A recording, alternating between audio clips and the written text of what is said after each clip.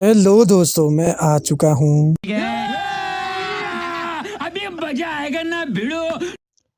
तो जैसा कि हमने पिछले एपिसोड में देखा था कि लिन फेई, बायोन और हाफी उन्होंने बहुत सारे डिसेबल्स को हराकर बहुत सारे जेट पेंडेंट इकट्ठा कर लिए थे। जिसके बाद हमने हाफी को देखा था जो कि बार्स को दाना खिला रहा था, लेकिन तभी उसके सामने बहुत सारे डिसेबल्स आ गए थे।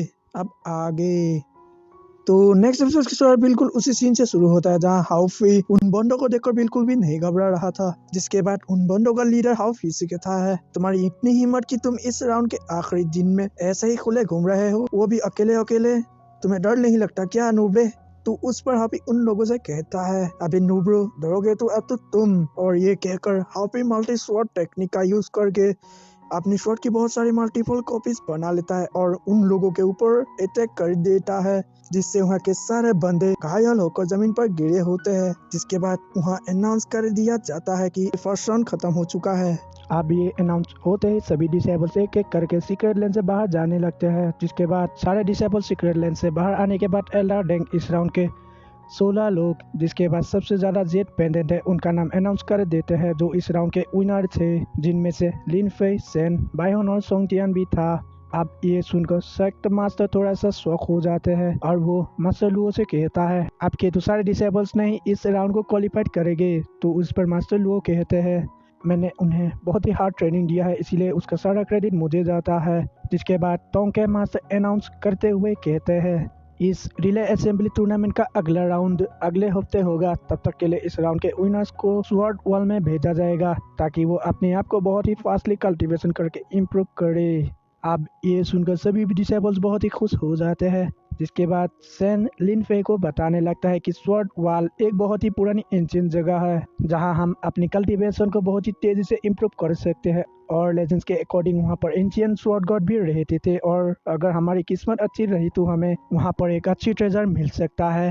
अब सीन चेंज होता है और हमें थोड़ी देर बाद दिखाया जाता है जहाँ एल्डर डेंग अपने साथ सभी टॉप 16 डिसेबल्स को स्वॉर्ड वॉल के टेलीपोर्टेशन एरे में ले जा रहे थे। जिसके बाद वो जब उस जगह पर पहुंच जाते हैं तो वहाँ पर एल्डर डेंग एक जेट का यूज करके टेलीपोर्टेशन एरे की सील को हटा देता है। उसके बाद एल्डर डेंग उन लोगों से कहता है, स्वॉर्ड वॉल के अंदर जाने से पहले मैं बस तुमसे दो ही बात कहना चाहता हूँ। पहला कि इस स्वॉर्ड वॉल में हमारे एंसेस्टर्स रह के कल्टीवेशन करते थे, इसीलिए ये हमारे लिए एक पवित्र जगह है जिसकी वजह से तुम लोग वहाँ पर फाइट और चोर नहीं मचा सकते हो, सिर्फ वहाँ पर शांति से कल्टीवेशन करना है। और दूसरा, यहाँ पर बहुत ही प्योर वाइटल एनर्जी मौजूद है जिससे तुम लोग अपनी कल्टीवेशन को बहुत तेजी से इम्प्रूव कर सकते हो, लेकिन इससे तुम्हारी आंखों को हर्ट हो सकता है, इसीलिए तुम लोग वहाँ संभाल के रहना।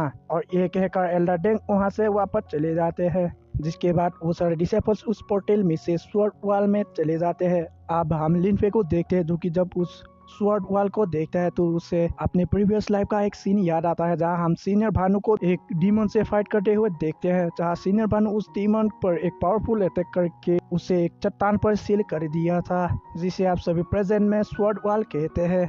और उस डेमन को सील करने में सीनियर भानु बहुत ही ज्यादा घायल हो गए थे, जिसके कारण वो लिनफे के पास गए थे इलाज करने, जहां लिनफे उन्हें मेडिसिन बनाकर देते हैं और वो लोग बात करने लगते हैं कि आने वाले फ्यूचर टाइम में ये जगह हमारे सेक्ट के लिए काफी ज्यादा फायदेमंद साबित होने वाली है। जिसके बाद सीन चेंज होता है और हमें प्रेजेंट में दिखाया जाता है जहाँ लिनफे उस स्वॉर्ड वॉल को टच करने लगता है। तो ये देखकर टॉम को बहुत ही गुस्सा आ जाता है और वो लिनफे के हाथ को पकड़ कर उससे कहता है, तुम्हारी हिम्मत कैसे हुई इस पवित्र स्वॉर्ड वॉल को टच करने की? जिस पर लिनफे उससे कहता है, ऐसा कोई भी रूल नहीं है जिससे कि मैं इस स्वॉर्ड वॉल को टच नहीं कर सकता हूँ और एल्डर ने भी मुझे मना नहीं किया है इसे टच करने से।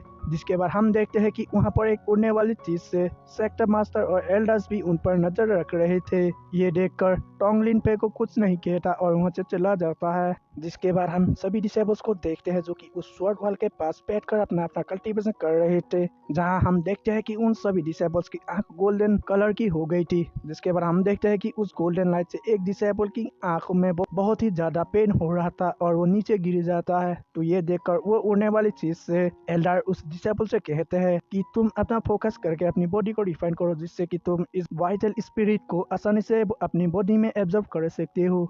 एल्डर की बात सुन के वो बंदा भी ऐसा ही करने लगता है। जिसके बाद सीन चेंज होता है और हमें अगले दिन दिखाया जाता है जहाँ लिन फेई कुछ डम्पलिंग्स को लेकर सेन के पास आता है और वो उन डम्पलिंग्स को सभी के साथ मिलकर खाने लगता है। तो ये देखकर टंग गुस्सा हो जाता है और लिन फेई को गुस्से से कहता है, तुम्हारी इतनी हिम्मत हो गई कि तुम इस पवित्र जगह पर खाना भी खाने लगे।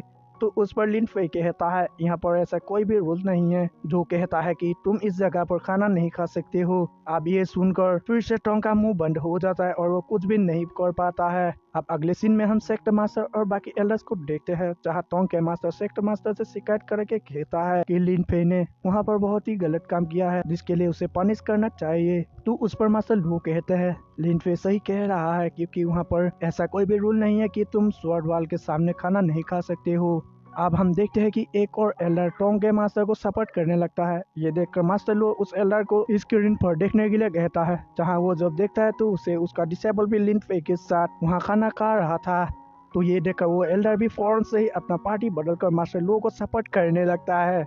अब ये सब सुनकर सेक्टर मास्टर कहते हैं, वाकई में ऐसा कोई भी रूल्स नहीं है, इसीलिए हम वहाँ पर लिन फेई को सजा नहीं दे सकते हैं। जिसके बाद हमें 7 दिन बाद दिखाया जाता है जहाँ सभी डिसेबल्स के कल्टीवेशन लेवल्स और उनके टेक्निक्स बहुत ही ज्यादा इम्प्रूव हो गई थे। जिसके बाद वो लोग वहाँ से जाने लगते हैं जहाँ जाते हुए 2 डिसेबल्स बात कर रहे थे कि यहाँ पर सभी के कुछ ना कुछ स्किल और कल्टीवेशन इम्प्रूव हुए हैं लेकिन लिन फेई का कुछ भी प्रोग्रेस नहीं हुआ है। अब ये बात सोंग टियान भी सुन लेता है जिसे सुनकर उसे विश्वास ही नहीं होता है, इसीलिए वो लिन फेई को देखने के लिए वापस स्वॉर्ड वॉल के पास जाने लगता है। अब अगले सीन में हम लिन फेई को देखते हैं जो कि उस स्वॉर्ड वॉल को छू रहा था और उसे ऐसा करते हुए सोंग टियान भी देख लेता है और उसके पास पहुंच जाता है।